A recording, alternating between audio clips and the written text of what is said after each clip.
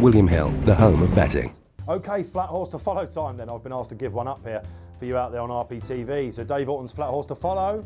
Free Eagle, Dermot Wells horse in the Moyglare colours. Really nice horse this.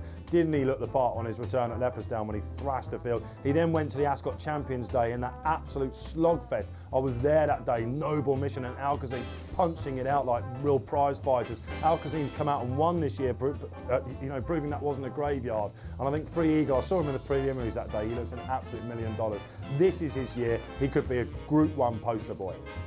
My horse to follow for this flat season is Marco Botti's Nadir. Now this one was quite a smart sprinter last year as a 3-year-old, but sprinters tend to come to their peak at the age of 4, and I was very impressed with the way that it won first time up at Doncaster. I'm expecting a huge amount of improvement, and he might even be up to the top class Group 1.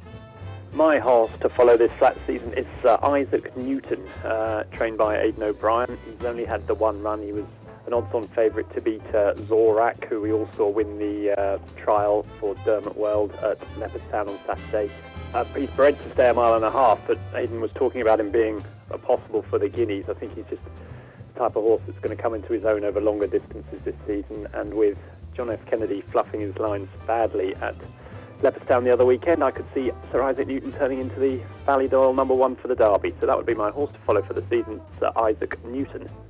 My flat horse to follow will be a little bit of a one that's gone under the radar. It's in the Charlie Appleby stable. It's called Zoella.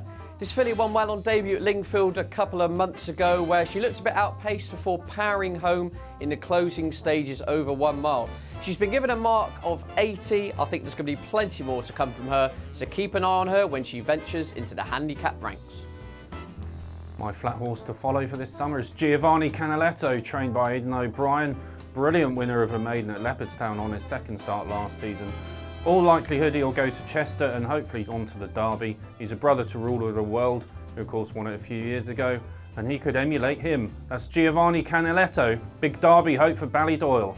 Well, one horse I think could be in for a good season is Aidan O'Brien's Kingfisher. He was used as a pacemaker for much of last season, but was still good enough to win a Derby trial at Chester and finish second in the Irish Derby behind Australia. I think he could really come into his own over longer distances this year and might even be Ballydoyle's big hope for the Gold Cup at Ascot. Night of Thunder, there you go.